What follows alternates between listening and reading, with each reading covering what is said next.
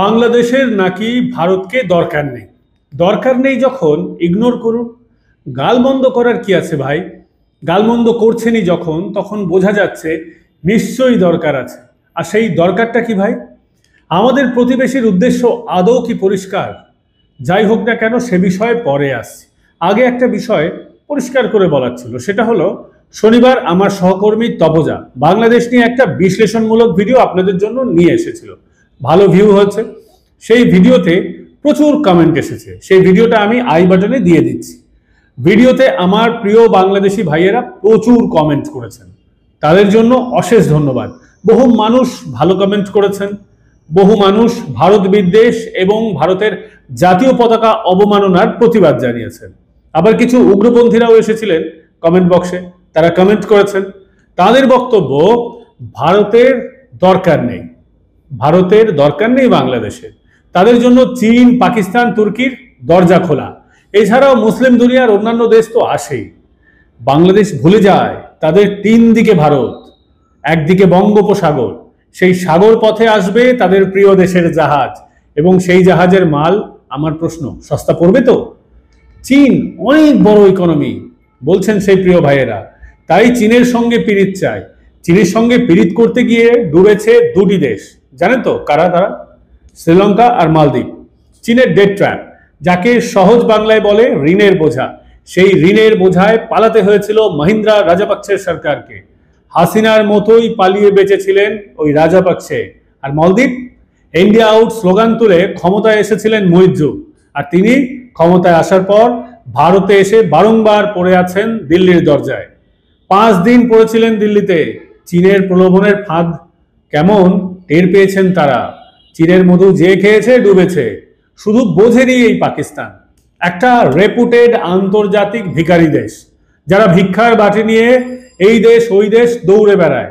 তারাও চীনের প্রলোভনের ফাঁদে জর্জরিত। এমন অবস্থা পাকিস্তানের, যেখানে দাপিয়ে বেড়ায় চীনের সেনা। সম্প্রভুতা পাকিস্তানে খুঁজে পাওয়া যায় না। পাকিস্তান জনগণকে যখন খুঁজে পায়, তখনই লাল ফৌজ বেধড়ক পেটায়। স্বাধীনতার আগের দিন পাকিস্তানকে মনে করিয়ে দিচ্ছে চীন। বর্তমানে পাকিস্তানের একটা বড় অংশ চীনা কলোনিতে পরিণত হয়েছে। বাংলাদেশের জনগণকে দেখলে মনে হয় ধর্মের ব্যাপারে তারা খুব রক্ষণশীল। আচ্ছা, যে চীনের প্রতি আপনাদের রাতারাতি এই দুর্বলতা জন্মেছে, সেই চীন উইঘুর মুসলমানদের কি ট্রিটমেন্ট দেয় জানা আছে তো? তাদের ডিটেনশন ক্যাম্পে কি সুন্দর ধোলাই দেয় চীনের লাল ফৌজ। তখন আপনাদের মন কাঁদে না উইঘুরদের জন্য? এটাই চীনের আসল স্বরূপ। বুঝতে পেরেছেন? চীনারা নিজেদের সংস্কৃতি বাঁচাতে যে কোনো পর্যায়ে যেতে রাজি। আর ভুয়ো ভিডিও ছড়িয়ে হিন্দুদের টার্গেট করে মারা হয় বাংলাদেশে। ভুয়ো ভিডিওর বিপ্লবীরা চীনের উইঘুরদের জন্য কুরআন বিকৃতি ঘটালে কেন চুপ থাকে? আর রইল তুর্কির বিষয়। তুর্কি কিভাবে সিরিয়ায় অশান্তি বাঁধিয়ে মজা দেখছে আপনারা দেখতে পাচ্ছেন না?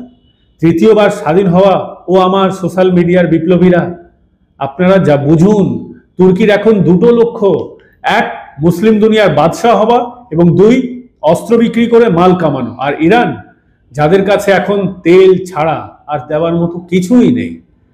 তেল আপনারা বাংলাদেশ নিজের জন্য কিনে নিলেও শোধন করার মতন প্ল্যান্ট আছে আপনাদের কাছে?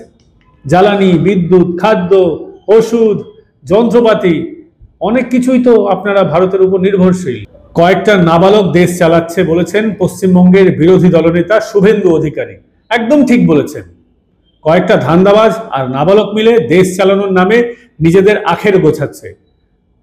খারাপ ভালোয় যাচ্ছি না, কিন্তু হাসিনার আমল থেকে এখন অব্দি ভাঙচুর আর রাহাজানি ছাড়া কোন বিষয়ে বাংলাদেশের অগ্রগতি হয়েছে বলতে পারবেন আপনারা? আপনাদের টাকার মান পড়েছে, ব্যাংকে টাকা নেই। ঢাকার টাকশাল এখন টাকা ছাপাচ্ছে কয়েকটা ব্যাংক বাঁচাতে। বিনিয়োগকারীরা দেশ ছেড়ে পালাচ্ছে। গার্মেন্টস ইন্ডাস্ট্রি অধঃপতনের দিকে। দেশ খাদ্য সংকটের মুখে। বাজারে সব জিনিসের দাম আগুন। বুঝতে হবে আপনাদের, মৌলবাদ চিবিয়ে পেট ভরবে না, আর মৌলবাদের নেশায় মুদ করে কিছু স্বার্থান্বেষী মানুষ নিজেদের পকেট ভরবে আর দেশ ছেড়ে পালিয়ে যাবে। ঠিক যেমন ইউনূস বিদেশে ছিলেন, সমস্যা হলে ফের কেটে পড়বেন, বিপদ বুঝে বাকি নেতারাও কেটে পড়বে, যেভাবে আপনাদের তারেক রহমান আর কাউয়া কাদেররা আগেই পালিয়েছে, আর আপনারা থেকে যাবেন সেই তিমিরেই, অপেক্ষা করবেন চতুর্থবার স্বাধীনতার জন্য। এখনো বুঝলে ভালো, আর না বুঝলে তো আরো ভালো। বাংলায় একটা প্রবাদ আছে, সেটা বলে শেষ করছি। আপন বুঝ পাগলেও বুঝে, বোঝে না শুধু বাংলাদেশি। বাঙালি কেন বললাম না জানেন? কারণ বাঙালি তারা যাদের 12 মাসে 13 পার্বণ, তারাই খাঁটি বাঙালি। আপনারা তো সময় সময় নিজেদের বাঙালি জাতিসত্তাকেই মানতে চান না, সেই কারণেই মঙ্গল শোভাযাত্রার বিরোধিতা করেন, পৌষ পার্বণের বিরোধিতা করেন। আপনাদের পার্বণ তো সেই আরবি আর তুর্কি। আচ্ছা, সেটার বিষয়ে পরে একদিন কথা হবে। আজ এ পর্যন্তই থাক। ভালো মন্দ কমেন্ট করে যাবেন। ফের দেখা হবে পরবর্তী এপিসোডে।